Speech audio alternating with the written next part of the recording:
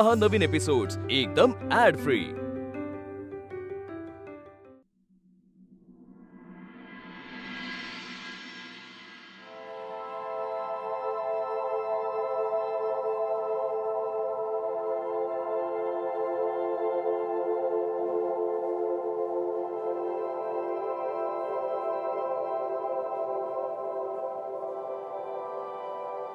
सौरभ, मला रिलीव्ह कर, मला मोकळं कर माझ्या कामातून। मला नाही यायचं आता या ऑफिसला। प्लीज रिलीव्ह कर मला। मला सांग कधी रिलीव्ह करशील? मी विचारते तुला काहीतरी, मला उत्तर दे। तुम्ही दिलं उत्तर? मी तुम्हाला 50 वेळा, 100 वेळा, 500, 1000 वेळा एकच प्रश्न विचारत राहिलो की काय झाले मिस अनामिका? तुम्ही माझ्याशी अचानक असं का वागताय? अचानक असं काय बदललंय की तुम्ही माझ्याशी इतक्या परकेपणाने वागताय? मला माझ्या घरच्यांना सोडून तुम्ही अचानक अशा का गेलात? कुठे गेलात? मी सतत वारंवार एकच प्रश्न विचारत राहिलो तुम्हाला की काय झालंय मिस अनामिका? काय झालंय? काय झालंय? काय झालंय? तुम्ही दिलत उत्तर? ते वेगळं आहे सौरभ। का? कारण मी सौरभ पटवर्धन आहे? अरे हा काय सौरभ आहे? हा शहाणा आहे, चांगला माणूस आहे। ह्याच्याशी कसंही वागा, ह्याच्या भावनांशी हवं तेव्हा हवं तसं खेळा। बरं, या बुजऱ्या माणसाला आपल्याशिवाय दुसरं कोण मिळणार आहे? त्यामुळे ह्याच्या भावनांची कदर करू नका असं वाटलं तुम्हाला मिस अनामिका? प्लीज सौरभ। नाही मिस अनामिका, तुम्हाला वाटलं तेव्हा तुम्ही माझ्या आयुष्यात आलात। माझ्यातल्या बुजऱ्या अबोल सौरभला बाजूला करून माझ्यातल्या पट्याला बाहेर काढलात। काय काय म्हणाला होता तुम्ही? मी या सौरभमधनं पट्या बाहेर काढीन। काढलात, पण पुढे काय? त्याच्यापेक्षा माझं आधीचं आयुष्य बरं चाललं होतं ना मिस अनामिका। एकटा होतो पण सुखी होतो। निदान माझ्या आवडत्या व्यक्तीने माझं मन दुखवावं अशी वेळ कधीच आली नव्हती माझ्या आयुष्यात, आणि ती वेळ तुम्ही आणलीत मिस अनामिका। किती प्रेम करतो मी तुमच्यावर, किती प्रेम करतात माझ्या घरचे सगळे तुमच्यावर। माझ्या विश्वासाची, माझ्या घरच्यांच्या प्रेमाची अशी परतफेड करणार आहात तुम्ही? थांबा।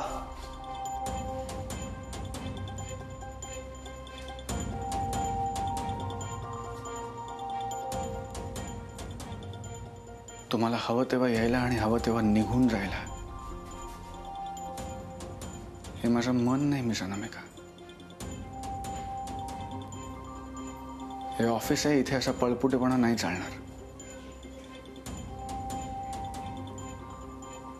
इथे यायचं, समोर बसायचं आणि जे होतंय त्याला फेस करायचं।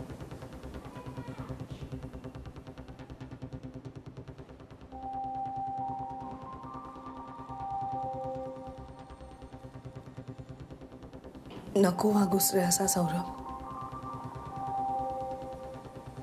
नको बोलूस असा।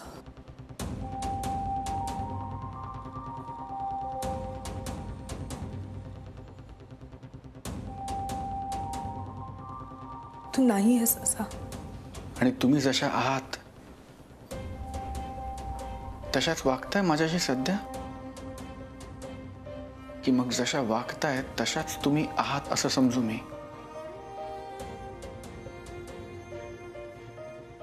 मी थकलोय मिस अनामिका, दमलोय मी। सगळ्या जगाला वाटतं की सौरभ काय शहाणा आहे, समजूतदार आहे। मी पण माणूस आहे हो, माझ्या संयमालाही मर्यादा आहेत मिस अनामिका। मी नाही बघू शकत सचूचा पडलेला चेहरा, मावशीच्या डोळ्यातले 1000 प्रश्न। मी स्वतःला नाही बघू शकत आरशात मिस अनामिका। तुम्ही आमच्याशी असं वागायला नको होतात। तुम्ही चुकलात मिस अनामिका, फार मोठी चूक केली तुम्ही। आकाश परत आलाय म्हणून तुम्ही असं वागताय ना?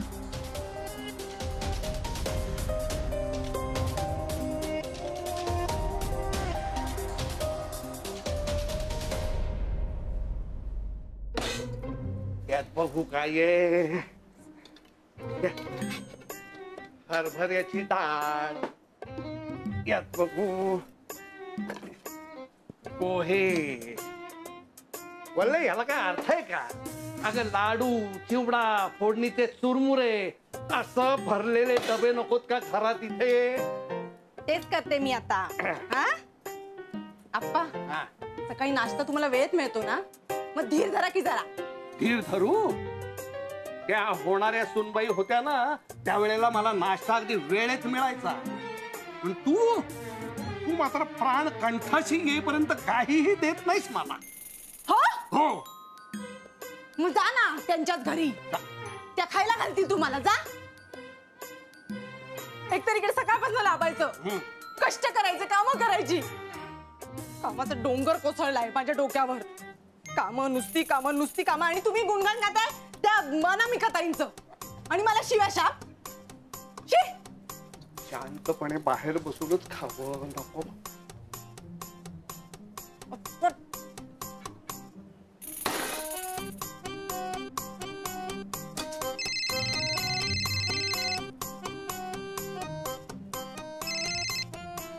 हॅलो हॅलो, बोला ना, आता फोन केलाय तर. मोठमोठे बिझनेसमॅन अशा छोट्या छोट्या गोष्टींच्यावरती चिडत नाहीत मॅडम. जर आवाज खाली करून बोला. कोण बोलतंय? तुम्ही पुष्पवल्ली पटवर्धन? हो बरोबर. तुम्हाला बिझनेस करायचा आहे करेक्ट?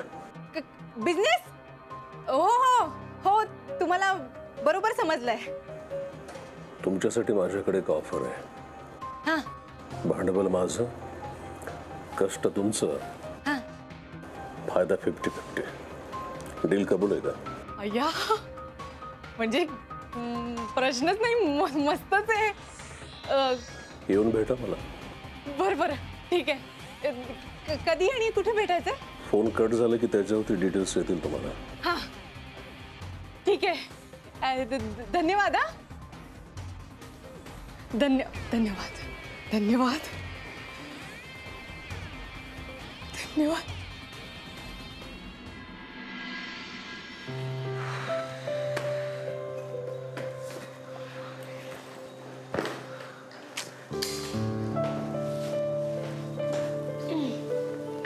सॉरी.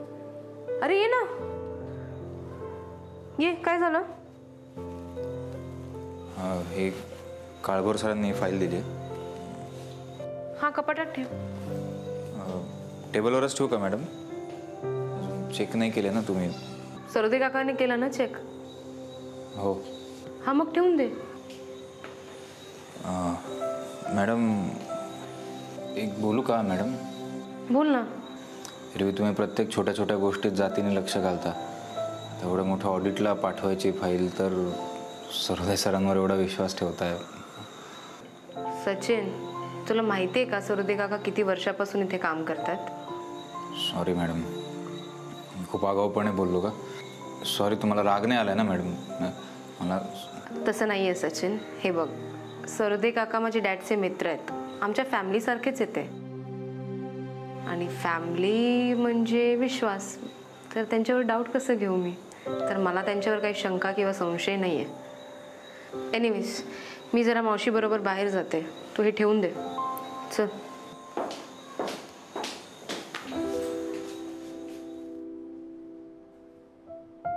रिया मॅडमचं पण बरोबर आहे. विश्वासच नसेल तर कुटुंब नाती काय कामाची?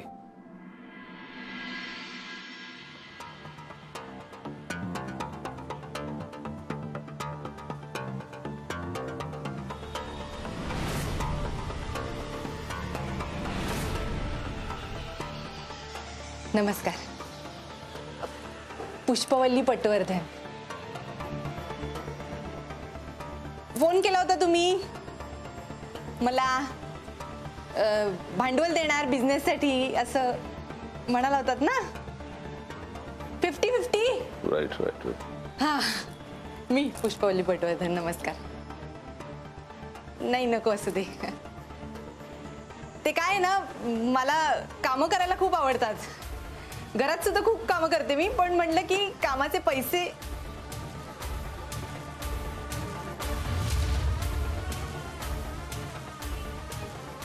कमवायची.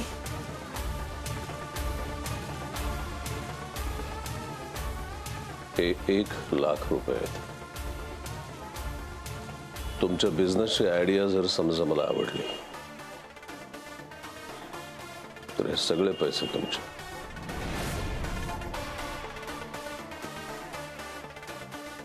हे सगळे माझे? हे घेण्यासाठीच आलाय ना? हो. नाही म्हणजे मला पैसे खूप आवडतात आणि पैसे देणारी माणसंही खूप आवडतात.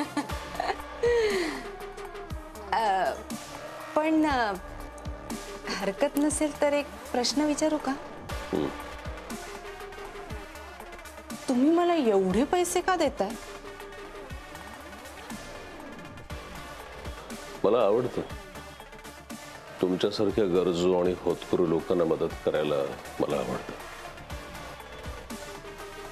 आणि महत्वाची गोष्ट अशी की माझे जे काही लोक आहेत, जे माझे माणसं आहेत, हे तुमच्यासारखे कॅन्डिडेट्स हेरत असतात. म्हणजे तुम्ही MLM करायला निघाला होता, मग त्याच्यानंतर तुम्ही एअर होस्टेस बनण्याचा प्रयत्न केलात आणि मग या सगळ्या गोष्टींचा विचार केल्यानंतर मला असं जाणवलं की तुमच्यामध्ये एक स्पार्क आहे, काहीतरी करून दाखवण्याची इच्छा आहे. पाठिंबा नाहीये. नाही तसं काही नाहीये. म्हणजे मी का विचारलं, कारण असा एक अनोळखी व्यक्ती तुम्हाला फोन करतो आणि बोलवून घेतो, बिझनेसमध्ये भांडवल देतो असं म्हणतो आणि सरळ 1,00,000ची थप्पी समोर टाकतो. विचित्र वाटतं नाही हे सगळं? नाही म्हणजे वल्ली हावरटे पण मूर्ख नाहीये. कसं आहे, तुमच्यासारखे जे लोक आहेत ना, अशा माणसांची माझ्या ऑफिसच्या बाहेर रांग लागलेली असते. त्यांच्यापैकी कोणालाही हे मी देऊ शकतो ना. नाही नको, कशाला? मी आहे ना. म्हणजे तुम्ही असं समजा की त्या रांगेत आज माझा नंबर लागला. देऊन टाका मला पैसे. तसंही तुम्ही म्हणाला होतात ना, नफा अर्धा अर्धा 50-50. घेऊ?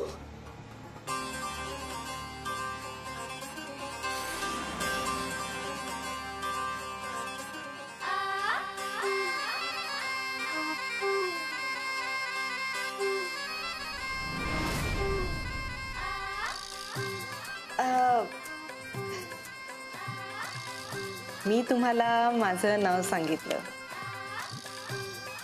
पण तुम्ही तुमचं नाव नाही सांगितलं. मला वाटलं त्याच्यापेक्षा जास्त हुशार निघालात पुष्पवल्ली पटवर्धन. नाही काय आहे, तुम्हाला वाटलं त्याच्यापेक्षा जास्त हुशार आणि धूर्त सुद्धा आहे मी. आकाश जोशी. आकाश जोशी आहात ना तुम्ही?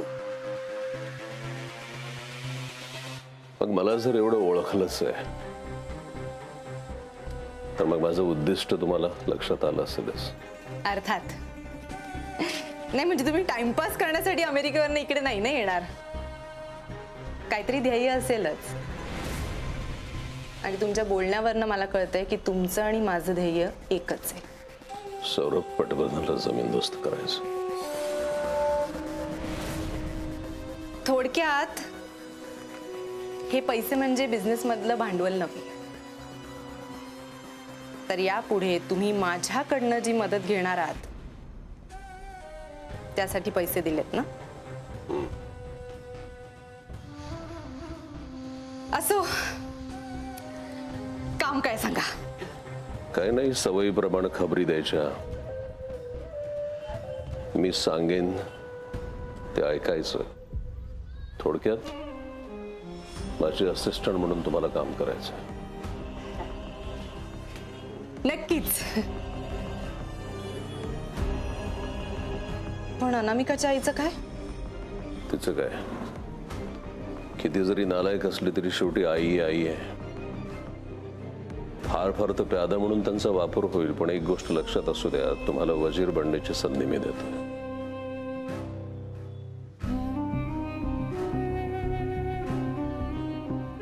धन्यवाद.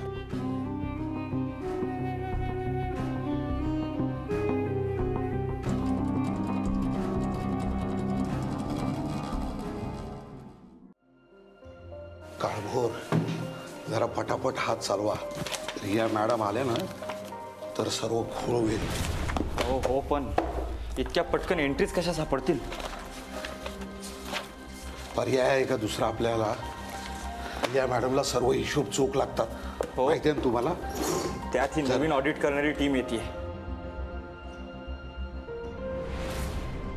अरे काळभोर, हा बोला सर. मी काय म्हणतोय, हिशोब सगळे दोन दोनदा चेक कर. हो सर. समजलं? हो नेहमीप्रमाणे आपल्या कंपनीचं नाव चांगलं झालं पाहिजे.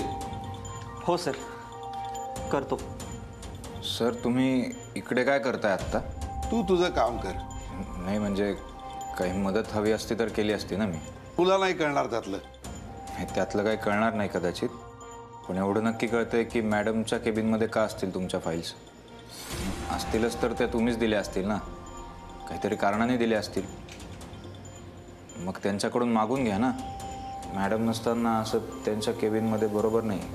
अरे मग तू कशाला इथे येतोयस? काय झालं सुरते काका? Sorry madam. का ओरडताय तुम्ही सचिनवर? ओरडत नाही मॅडम, नुसतं उत्तर देत होतो त्याला. काय आहे, प्रत्येकाला आपल्या ऑफिसमध्ये तुम्ही मानाने वागवता, त्यामुळे काही लोक पोस विसरून डोक्यावर बसल्यासारखे वागतात. अहो सरळ सरळ संशय घेतो हा आमच्यावर. म्हणतोय मॅडम नसताना कॅबिनमध्ये काय आलं आणि काय शोधताय म्हणतोय. खरंच तू हे विचारलं सचिन? मॅडम मी फक्त हो की नाही? हो विचारलं मॅडम. विचारलं? अहो संशय घेतलाय संशय. उद्या आळ घ्यायला सुद्धा मागे पुढे पाहणार नाही हा. सरोदे सर तुम्ही सुद्धा सचिन प्लीज. काकांना मी खूप वर्षापासून ओळखते. इथे जेव्हा मी नवीन जॉईन केलं इथलं सगळं काम त्यांनी मला शिकवलंय, त्यांनी मला मदत केली. तुला असं नाही बोलायला पाहिजे होतं. आणि कितीही म्हटलं ती सिनियर आहे, रिस्पेक्ट द्यायला नको का? आणि काका सचिन खूप प्रामाणिक आहे, त्याच्याकडून चुकून असं झालंय, परत नाही होणार. हो ना सचिन? हो मॅडम, सॉरी.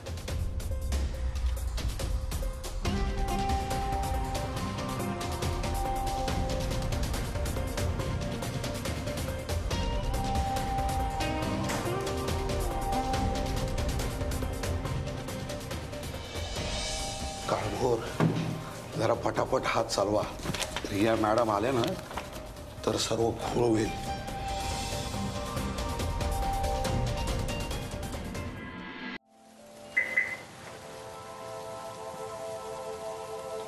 बाजूला हो. नक्की काय कारण आहे सगळं अचानकपणे सोडून देण्याचं? तुला किती वेळा सांगू मी, माझं तुझ्या कुटुंबाबरोबर नाही जमणार. मी आणि ते खूप वेगळे आहोत आणि मला हे ऍडजस्ट वगैरे करणं जमणार नाहीये. नक्की हेच कारण आहे? किती वेळा सांगायचं तुला? मी एका कागदावर लिहून देऊ का, सही करू आणि शिक्का मारून देऊ का तुला? मग मला हे कळत नाही मी सनामिका, इतक्या सारासार विचार करणारा तुम्ही गेल्या 4-6 महिन्यात तुमच्या ही गोष्ट लक्षात आली नाही. बरोबर लग्नाचा मुहूर्त काढण्याची वेळ आली तेव्हा तुम्हाला कळलं, जाणवलं. आता काही शिक्षा देणारच का तुम्हाला? शिक्षा मी तुम्हाला देत नाही मी सनामिका, तुम्ही मला देताय. सौरभ तू लवकर यातून बाहेर पड. हे तुझ्यासाठीही चांगलं आहे आणि माझ्यासाठी. तुम्ही अचानक निर्णय बदलला आणि अजूनही तुम्हाला खरं कारण माझ्याबरोबर शेअर करावं असं वाटत नाहीये. प्रॉब्लेम मध्ये आहात हे दिसतंय, पण प्रॉब्लेम काय हे मला सांगावं असं वाटत नाहीये. फक्त म्हणायला काय, मी पट्या आहे, मी काही करू शकतो. पट्या हे, पट्या ते, पट्या असा, पट्या तसा, पण उपयोग काय? जर तुम्हाला मदतीची गरज असताना तुम्ही ह्या पट्याला काही सांगणारच नसाल, जर माझ्याबरोबर काही शेअरच करणार नसाल, तर मग काय अर्थ आहे आपल्या प्रेमाला मी सनामिका? प्रेम म्हणजे फक्त हातात हात घालून फिरायला, तुमच्या केसात गजरा माळायला आणि एकमेकांकडे बघून लाजायला प्रेमात पडलो नाहीये मी सनामिका. एकदा, फक्त एकदा तुमची काय अडचण आहे हे सांगून तर बघा मी सनामिका. मी वचन देतो, मी मार्ग काढेन. तू बाजूला हो. वाट अडवून उभा आहेस ही अडचण आहे. म्हणजे तुमची अडचण मी आहे मिस अनामिका. मला मनापासून असं वाटलं होतं की तुमच्या अडचणीचं नाव आकाश जोशी आहे.